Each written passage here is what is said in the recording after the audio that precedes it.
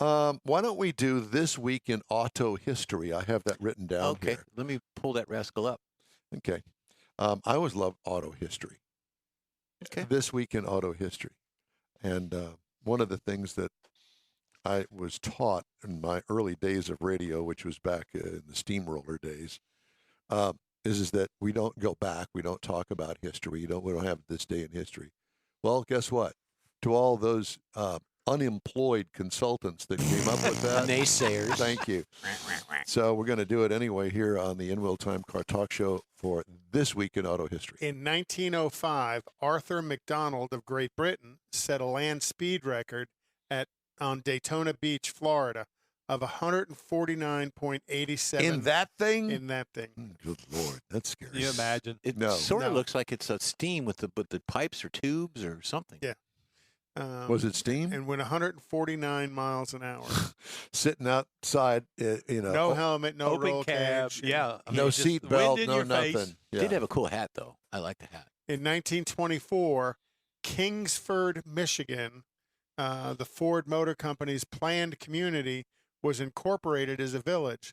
The company Ford owned large tracts of timber in the area, which were used to produce wooden auto body panels like those commonly seen on station wagons in later decades. Is that where the Kingsford Charcoal Company is? I don't know. I'm assuming so because the Kingsford name. That I don't know, but that's a good question.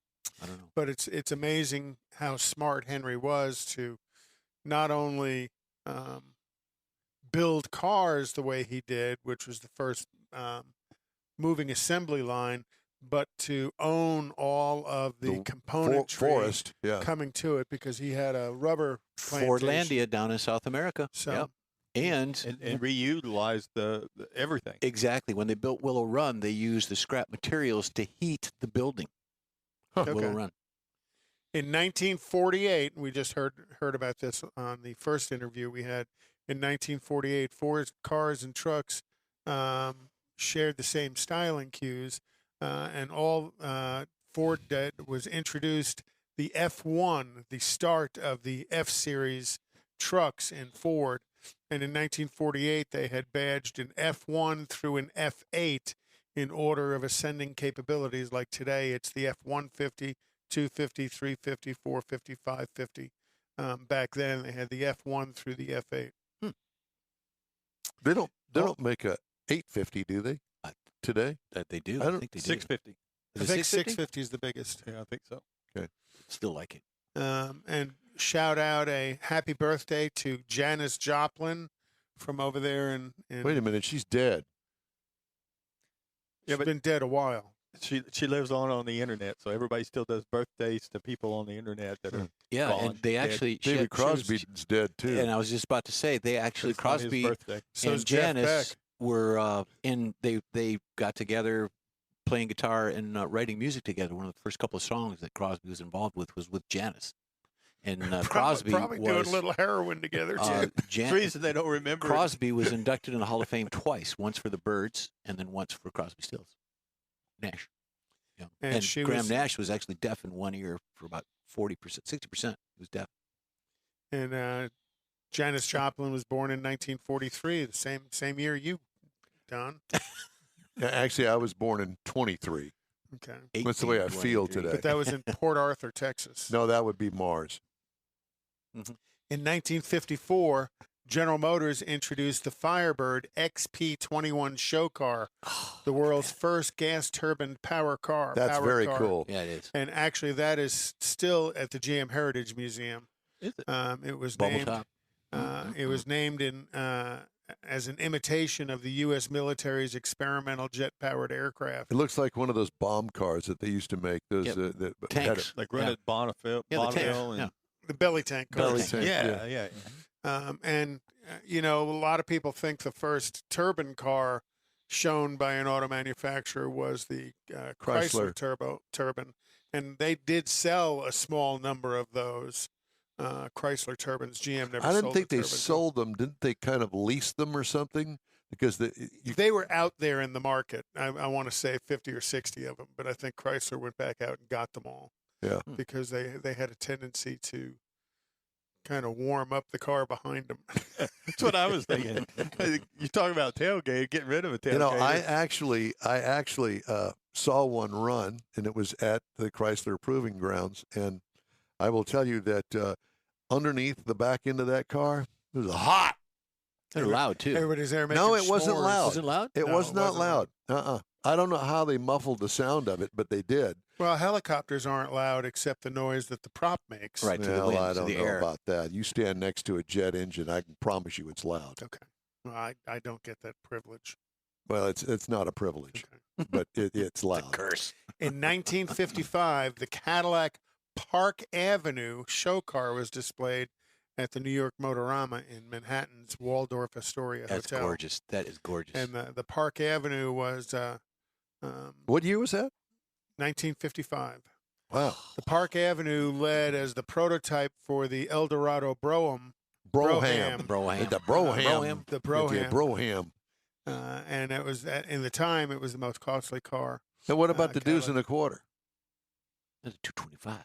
But those were Buick used the Park Avenue name. Cadillac started a number of names. Cadillac actually had an El Camino. wasn't a car truck thing, but that was the name of The their branding of it, yeah. the name of their show car. We're just going to take a minute and absorb this photo for some time here. prosperity. Yeah. Okay. Jeff, our cattle lunatic. Cattle. In 1971, Jaguar's XJ13 prototype was displayed in England by British Leland. Not a big Jag fan. No, Never have been. I thought they made some stunningly beautiful cars. Well, the XKE Design. when it first came out was, Yeah. but now it looks odd. I like that one. and this car was destined to become the next luxury Jaguar. The bad luck is that the prototype was wrecked in its first test run, so Oh, the boy. quality of the cars was left to be. Was it in the media fleet? Driven by test driver Norman Dewis. Dewis. Dewis, Dewis, ending the XJ13 development program. He ruined the car, and it was kept by Jaguar and rebuilt. That's too bad. So that is this week in automotive history. Well, I want more Carol Shelby's birthday was this week. Yep. Let's see who else. AJ Foyt's birthday is this Oh, week. I did It not know was this that. past week. Yeah. Right. He's Happy 88. birthday, AJ. Yeah, 88. Happy yeah Mars, birthday, you need to dude. get AJ on the show. Do that. And Elon, too. You know, he probably is listening. Mhm. Not. Well, But he's up in Hockley. Hockley He's or not far Waller. away. Yeah. Yeah. No, he's not that far away. Although that's a haul for me, not for you. No. But And I had met him. He used to eat lunch at Cattleman's in Waller, and I had met him at Cattleman's a couple of times. it's in. As a matter of fact, I have an interesting story. I was doing some work for Mitsubishi Forklift. They've got a factory over there on the Beltway, and they had done a trade with AJ. We'll give you a forklift, and those things are expensive. by Oh the way. yeah. We'll give you a forklift if you will come and have a personal appearance at our. It was a luncheon that they were debuting some Forklift. whiz bang forklift, and so I had a chance to not only interview Whiz him. Bang, is that another brand name? The Whiz Probably. Bang. So I had a chance to interview him on stage in front of the crowd of people that was there, and I also had the opportunity to have lunch with him. And walking over to the lunch from the stage, had a very nice walking conversation with him. And it's hard for him to walk because of all the accidents and leg injuries that he's had.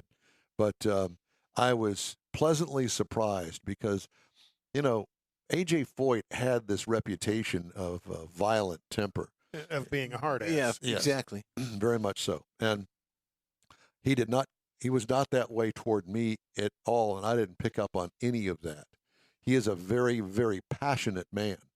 And needless to say, you can imagine what he experienced in his racing career starting back in the late 1940s and up to, well, I guess is he still running a race car at I think Indy? he's still a team owner, isn't he? He's a team owner for an Indy car. think like 3 Indy cars. Well, he's a very passionate man, especially when it comes to racing. You got to think he's one of the very few drivers who has won the Indy 500, the Daytona 500, and the 24 Hours Le Mans. Truly an amazing individual. And to think that here is a race car driver that has lived to be 88 years old is truly remarkable. And has had some horrific accidents. I will never forget the IndyCar wreck that he had. And it was up north on a road course somewhere. And he went off the course and plowed it into a berm. Was that Watkins Glen? I think it might have been Watkins Glen. He had a horrible accident at Watkins Glen. Yeah, well, it broke both of his legs and his feet, and it was just a horrible thing.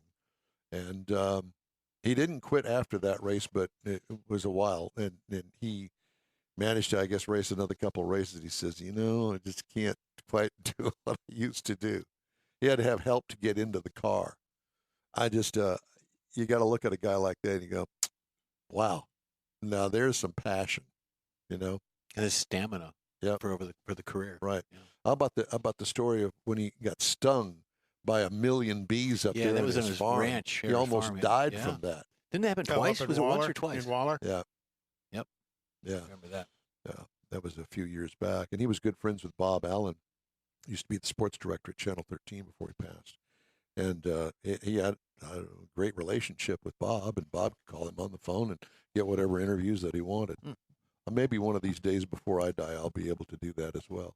Hey, AJ, how you doing? You can call me anytime, Don. Thank you. And I do, even when you're in California at 5 o'clock in the morning. Sorry about that. It's okay. But you were supposed to be back, I think. All right, it's time to move on. Quick break now. We'll be right back. You're on the In Wheel Time Car Talk Show on iHeartRadio.